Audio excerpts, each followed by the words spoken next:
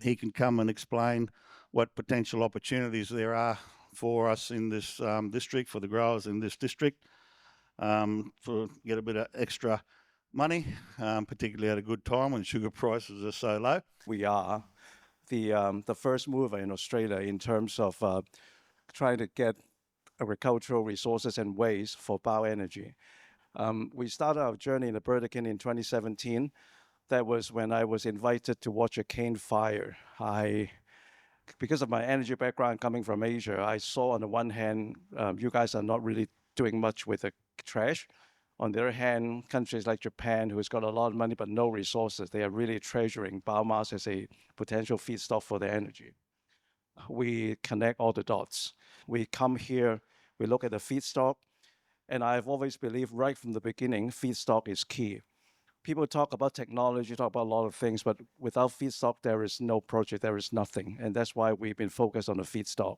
Most importantly is we are willing to share outcomes with growers. We are not here to just exploit your resources. I've been here long enough to know that without a community, we can achieve nothing. So we like to think of ourselves starting from the paddock. We kind of learned it the hard way that we need to have more resources available in country. And bioenergy will never be the mainstream, but I think we are here, we are now, and we can do our part and basically take advantage of the situation, if you don't mind me saying, of the need for biofuel in country for our own use. We have two projects. We call Project Line in the Burdekin is to utilize tops and trash to make bioenergy, namely sustainable aviation fuel and biodiesel. Whatever we're trying to do here doesn't take anything away from anything you do in terms of your current activities, your product, your revenue.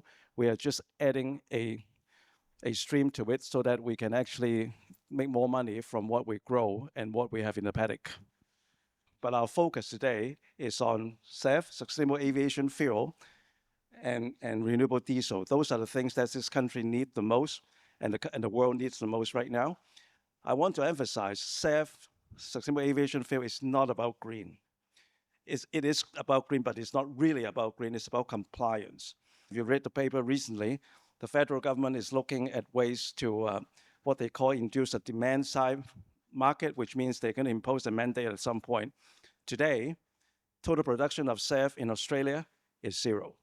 And in our project, we can pretty much do close to 100,000 tons of SAF for the first one.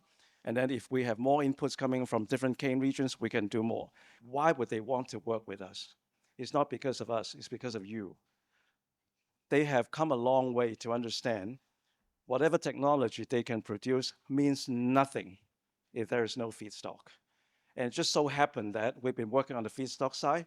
We will have the technology ready, the feasibility ready, and marrying with feedstock, we can actually produce the required SAF or renewable diesel. And then the third factor of this is the off-taker who's going to buy it.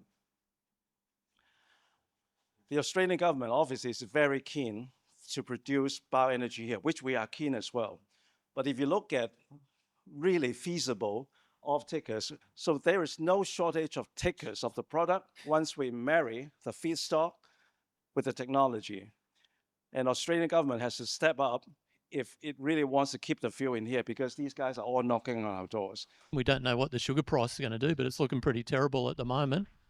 And you want to have options to do other things. So that's what this is about, adding some value to what you do now. What we've been talking about in the Burdekin is that the growers can actually become owners of the company, and the growers get full visibility of the company's books, and you get paid based on how well the company's doing. So you can just get paid for your tops and trash if you want to, or you can get paid some of the money and take up shares with other parts of the money.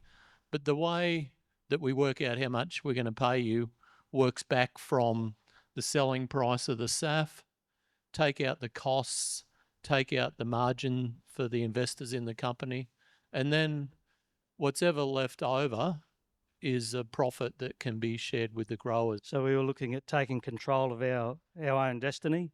And what struck me from Simon, he's the first person that actually turned up with an idea, where he didn't want the growers to put their hand in the pocket.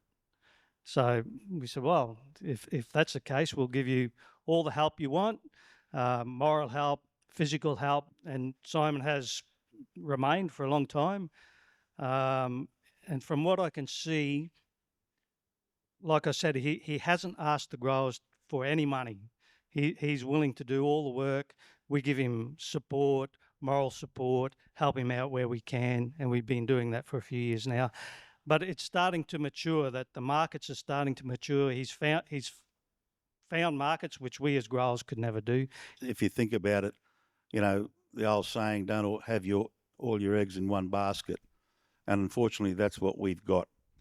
You know, many of you have come on the journey with me. I didn't believe that, you know, we could not grow anything else in this district, that we could potentially get high value crops growing in our fallows to supplement our income.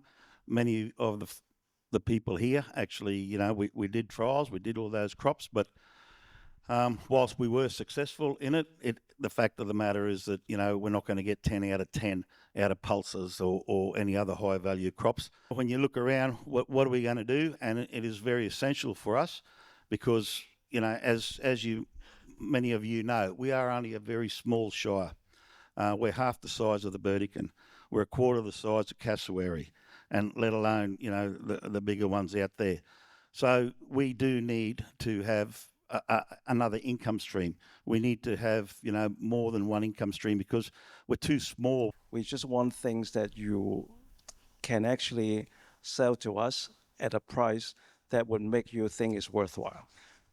The trash lying in the paddock, as well as potential fallow crop. And like I said, the market is very different now. People are offering $3,000 per ton of SAF, which means whatever problem that can be solved by money can be solved. Australia has finally realized that we need to have self-sufficiency, or a little bit more of our own domestic fuel. And that's where we come in. And you think about this project, from the paddock to manufacturing to jobs to making money, helping airlines, helping defense industry, tax, community.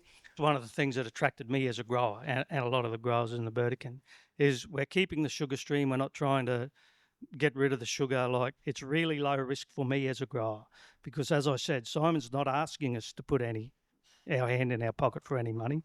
And if at the end of the day, Simon's full of shit and nothing happens, I've lost nothing except a little bit of time that I gave him. If the project goes ahead, everything will be worked out. A contract will be put in front of the growers and they can either say, yes, it's worth it to me, or no, it's not. And that's how it is. I just want to plant this seed. We'll be coming back many, many, many, many times. And I really like to be in contact with you. And I'm not asking you to take any risk whatsoever. I just want you to understand what we're trying to do and ask me whatever questions you have. And I'll organize a few more meetings or many more meetings like this. And I work with the collectives to make sure everybody got enough information. So when the time comes, it's going to be built on. When the time comes, it would be an easy decision. A lot of projects won't happen without subsidies. We don't need subsidies. And any project that requires long-term subsidies is not going to happen. We need government support. Obviously, if they want to write a check, that's great, but we are not betting our future on that check. We are betting our future on you, on all the fundamentals. To make 100,000 tons of SAF, we need around plus or minus 1.6 million tons of green trash. So I'll give you some perspective. If Australia imposes a 10% SAF mandate, meaning every airline that lands or leaves Australian airports has to carry 10% SAF, we need 1.1 million tons.